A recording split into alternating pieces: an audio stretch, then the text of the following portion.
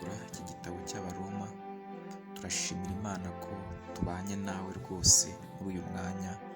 Imana ibishimirwe. Tugiye gusesengura Abaroma igice cya 10 umurongo wa 11 kugera ku murongo wa 15. Ni urugendo dukomeje, ibice byose by'imbere turagushishikariza kubireba kuko biri hano kuri YouTube channel yacu. Reka dusenge, niturangiza dusesengure Abaroma igice cya 10 umurongo wa 11 kugera ku wa 15, aho turebera hamwe abayuda n'abanyamahanga bakizwa no kwizera Yesu gusa. Yaba abayuda yaba abanyamahanga bakizwa no kwizera Yesu. Nicyo tugiye kurebera hamwe muri uyu mwanya. Kadusenge. Mwami, turagushimira ko ari wowe wenyine uha abantu bose kumva ubutumwa bwawe bwiza. Niwe ushobora kubafungura amaso no kubaha kubwizera. Ndakwinginga rero kugira ngo uyu muntu mwami ugiye gufungura amaso ye kugira ngo arebe hano, umuhe kumva no kwitegereza no gukunda ibyanditswe byawe byera, kugira ngo abe ikiremwa gishya muri Kristo Yesu niba atarizera, ariko niba yarizeye mwami arushaho gutunganywa no guhabwa ubwiza tubonera mu mwana wawe. Amen.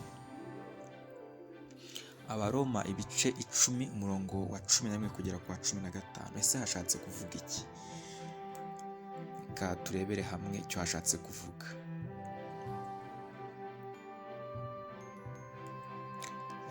Mbere yuko turebera hamwe icyo hashatse kuvuga, ndagira ngo ngire ikintu nkubwira gikomeye kandi cyo kwitonderwa.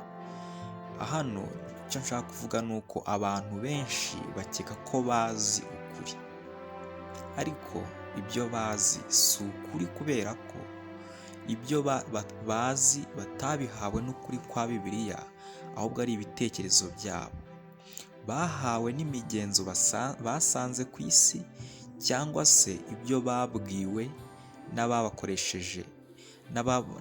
n'ababakoresheje Bibiliya nabo bibeshye.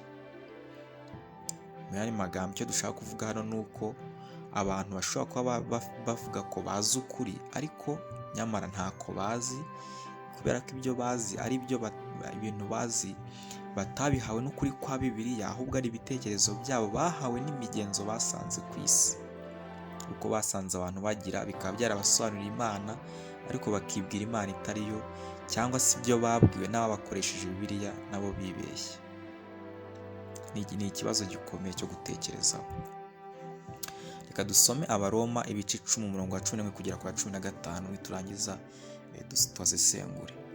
Haravuga ngo kuko ibyanditswe bivuga biti, umwizera wese ntazakorwa n'isoni, nta tandukaniro ry'umuyuda n'umugiriki, kuko umwami ari umwe wa bose, niwe ubereye abamwambaza bose ubutunzi. Kuko umuntu wese uzambaza izina ry'Uwiteka azakizwa. Ariko se bamwambaza bate bataramwizera? Kandi bamwizera bate bataramwumva? Kandi bakumva bate ari ntawababwirije? Kandi babwiriza bate batatumwe? Nk'uko byanditswe ngo, mbega uburyo ibirenge by'abavugabutumwa bwiza ari byiza cyane. Ese ahantu hashatse kuvuga iki? Ni iki ducukumburamo hano muri ibi byanditswe byera?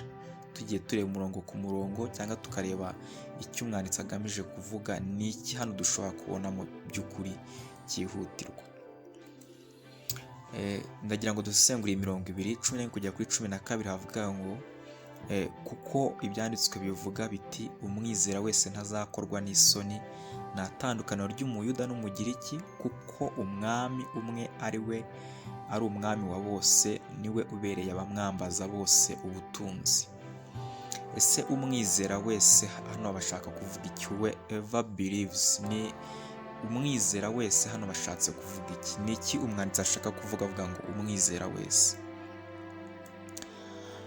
Icyo bivuze ni ukuvuga ngo yaba mu banyamahanga cyangwa mu bayuda, uwakwizera wese.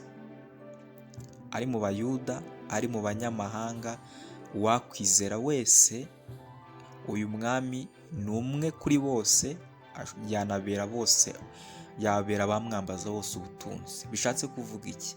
Bishaka kumvisha abayuda batumvaga agakiza ko agomba kugatwara mu banyamahanga.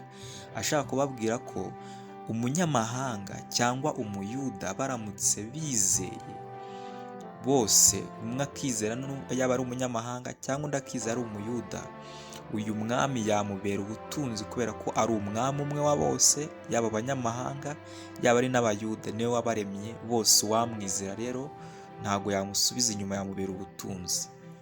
Hari ikindi bidashatse kuvuga abantu batekereza ko bishatse kuvuga.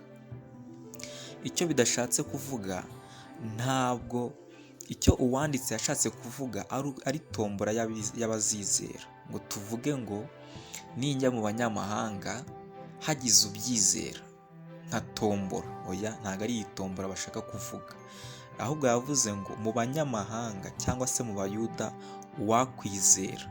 Bitandukanye no kuvuga ngo haramutse birashoboka ko hari uwakwizera abanyamahanga cyangwa mu bayuda. Oya, ntabwo ari icyo yashatse kuvuga. Icyo yashatse kuvuga ni uko uwizera ari umunyamahanga n'uwizera ari umuyuda, umwambaza uwo mwami amubera ubutunzi kubera ko ari umwami wa bose. Ariko ntibishatse kuvuga ngo whoever, ntabwo ishatse kuvuga ko ari tombora, nko kubyuka mu gitondo ibintu Imana itapanze, cyangwa se ngo n'Imana ngo ibe itazi uzizera uwo ari we ngo bibe nka tombora. Oya, ntabwo ari cyo umwanditsi hano yashatse kuvuga, kugira ngo turakomeza tubibona. Hano umurongo wa 13 turavuga ngo kuko umuntu wese uzambaza izina ry'umwami azakizwa. Kugira ngo twumve neza icyo hano hashatse kuvuga, ndagira ngo tubanze twibuke uyu murongo uri mu Baroma 8 umurongo wa 7 kugera ku wa 8. Niho havuga ngo kuko umutima wa kamere ari umwanzi w'Imana, kuko utumvira amategeko y'Imana ndetse ntushobora kuyumvira. Erega burya bari mu butware bwa kamere ntibashobora kunezeza Imana. Bishatse kuvuga ngo uwanditse uyu murongo hari ikindi yabanje kutubwira. Atubwira ko umuntu uwo ari we wese, yaba umunyamahanga cyangwa umuyuda, ufite umutima wa kamere. Kamere ni ukuvuga ngo ni umutima yavukanye by nature. Uwo mutima ntushobora kumvira amategeko y'Imana ndetse ntushobora kuyumvira. Noneho ngo iyo umuntu ari muri ubwo butware ntibishoboka ko rwose yanezeza Imana. Then icyo ashatse kuvuga hano rero, umuntu wese uzambaza izina ry'umwami azakizwa. Yaba mu banyamahanga yaba mu bayuda, umuntu wese udipendinze kuri iri zina rwose arakizwa, urifitemo ibyiringiro.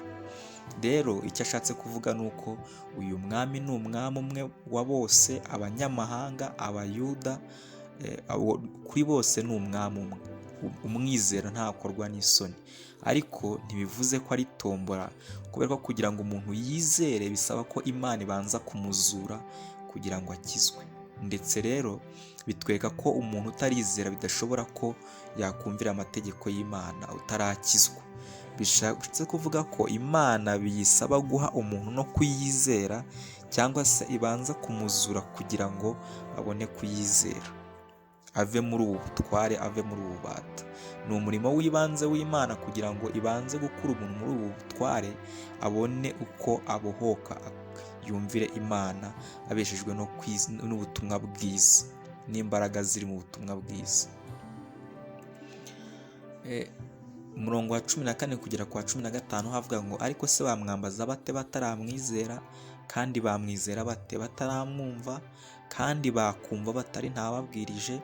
Kandi babwiriza bate batatumwe? Nk'uko byanditswe ngo mbega uburyo ibirenge by'abavugabutumwa ubutumwa bwiza ari byiza cyane.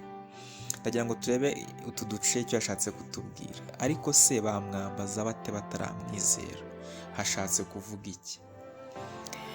Atari we biringiye bakwambaza bate uyu mwami? Mu yandi magambo, ni gute umuntu ashobora kuvuga ngo ngiye kumvira Imana ariko atayifitemo ibyiringiro? Rero bishatse kuvuga ngo ntawe ushobora kwambaza Yesu. Kwambaza ni ukuramya. Ntawe ushobora gukora worship ngo aramye, ngo apfukame yubararire umwami atari we afitemo ibyiringiro. Ikindi, bamwizera bate bataramwumva? Bamwizera bate bataramwumva hano? Ahangaha bishatse kuvuga ko kumva hano avuga ni ubumenyi, ni hearing, kuba ijwi ryakugera mu matwi. Iryo jwi ry'ubutumwa bwiza rero ritaraza, ntabwo umuntu ashobora kumva rwose. Ariho uyu munsi ari ikibazo gikomeye cy'uko abantu bibwira ko abantu bumvise ubutumwa bwiza, nyamara ibyo bumvise, hearing, bumvise ntabwo yari ubutumwa bwiza, bumvise ikindi kitari ubutumwa bwiza. Rero hano bamwizera bate bataramwumva? Ni gute bamugiramo ibyiringiro nta nkuru yo kubazanira ako gakiza k'ibyiringiro bigeze bumva? Aha rero ashatse kutubwira ko bidashoboka rwose ko ubumenyi bwo mu mutwe butaraza ku muntu ngo amenye umurimo Yesu yakoze, bidashoboka ko nuko yanamwizera, ntabwo byakunda. Izi nzira uko ari eshatu cyangwa enye turimo kubona hano, izi nzira ni inzira z'ibanze z'ubuntu bw'Imana. Ni ukuvuga ngo ni primary ways za grace, ni inzira z'ibanze z'ubuntu bw'Imana. Imana Yesu igirira ubuntu abantu kugira ngo bizere ikabakiza, bidaturutse kuri bo ahubwo biturutse ku Mana, bidaturutse no ku mwete we ahubwo biturutse ku bushake bw'Imana ikababyara. Ariko kugira ngo ibabyare hari inzira z'ibanze, hari ibintu bicamo bitagomba kubura. Ntabwo bishoboka ko umuntu ashobora kwambaza umuntu Yesu atizeye, cyangwa se ngo yizere Yesu atarumva, cyangwa se ngo bumve ntawababwirije. Nowe, ntabwo umuntu ashobora kumva ntawamubwirije. Sinzi iki kintu ukuntu rimwe usanga abantu bagurira abantu Bibiliya ngo bazayisoma ngo bayumve, cyangwa se ugasanga abantu barakora ibindi bikorwa bitandukanye bibwira ko ahari bishoboka ko uyu muntu azumva ariko ntawamubwirije. Ariko ndagira ngo nkutangarize inkuru y'uko rwose ibyo bintu bidashoboka. Urakoze kubana natwe, ukeneye kumva no kwizera ubutumwa bwiza niba utarabwizera, ariko niba warabwizeye, waba warabwizeye kubera ko wabukubwirije, kubera ko ntabwo bishoboka ko ubuntu bw'Imana bugera ku bantu ntawababwirije. Ntibyashoboka. Imana izakoresha abantu kugira ngo bababwirize. Niyo mpamvu nawe ngusaba kugira ngo usenge Imana, ube patina w'Imana muri uyu mugambi mwiza wo kugirira abantu ubuntu bwayo. Imana ikomeze kuduhana ubuntu bwayo muri ibi byanditswe byera.